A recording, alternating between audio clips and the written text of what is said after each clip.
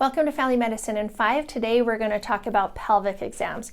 It can be pretty nerve-wracking on your first pelvic exam, so I kind of want to walk you through it and show you what's going to happen and what to expect so you won't be so nervous.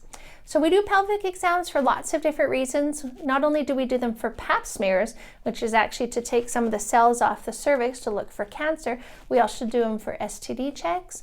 I do them when patients are having urinary incontinence or irregular bleeding, or they feel like there's a growth down there. There's a lot of things that we do it for, not just for the pap smear, but I'm going to show you how it's done so that if it's either your first pelvic exam or if you're assisting a provider to do it, or if you're the provider, you have a little bit more logic in your mind of how it happens.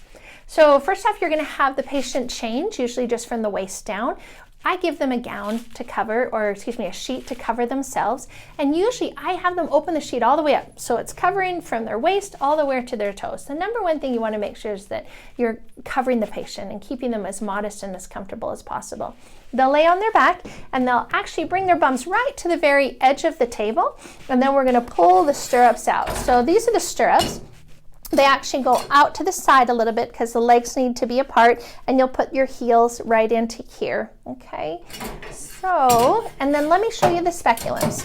So these are speculums. They actually come in 3 different sizes. In the ones that we carry a small, medium, and a large. And so you kind of want to choose the one that best suits the patient. You want it to be large enough that it can hold back the vaginal walls so you can get a good examination, but also not too uncomfortable. We use plastic, but they come in metal and they're sterilized as well if it is a metal. Plastics are single use. You need a light with it, and so this is the light that we have. It fits inside the speculum and then it just lights up. So you're going to want to put a little lubricating jelly on your speculum. Not a ton. If you're gathering swabs like for an STD or for a yeast check, this lubricating jelly can actually interfere with the test. So you just want enough to make it comfortable for the patient, but not gobs of it. So of course you're in gloves. You're going to put some of this lubrication on here. I hold my speculums like this. And so as you put it into the patient, you always want to warn them before you touch them. So I always touch the side of their leg and say, okay, you're going to feel me touch you now. I'll separate the labia with my hands, and then I put the speculum in sideways. So it's similar to the introitus, which is the opening to the vagina. I enter it in, turn it this way, and then I open it up. Now, when I'm looking into a vaginal vault, at the end, I should see the os, which is the opening into the uterus, the cervix. And what you'll do is you'll take this broom, it will enter down like this, and you just turn it a little bit to get some of the cells off the os. You'll pull it back, you'll close the speculum up, and then remove it. Now, this part actually detaches, and a lot of times the nurse will do this. Remove this off and then put it into a pathology bottle to be sent. That's the exam. It usually only takes a minute or two. When you have the speculum in, you want to look for any unusual things, any lesions like genital herpes will look like little teeny blisters. Genital warts will look like warty tissue, like cauliflower type tissue, often on the labia. You want to look for any lesions. For some of my older women, I look for what's called a cystocele or a rectocele, which is where the front of the vagina or the back of the vagina actually bulges out, and it can cause incontinence. So there's more than just putting the pap in.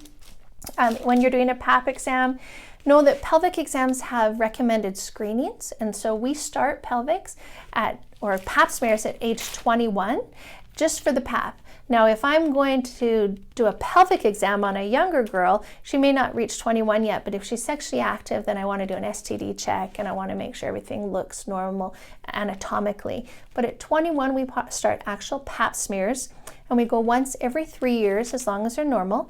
And then as we get a little older, we go once every 5 years, and you age out at 65. So a lot depends on history, how many partners the patient has.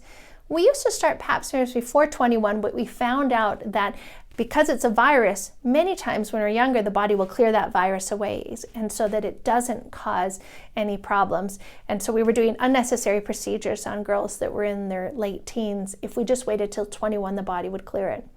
The number one thing that you can do to protect yourself from HPV is to get the Gardasil vaccine, or a vaccine that will protect you from cervical cancer, usually a series of 2 or 3 shots depending on the age that you start it.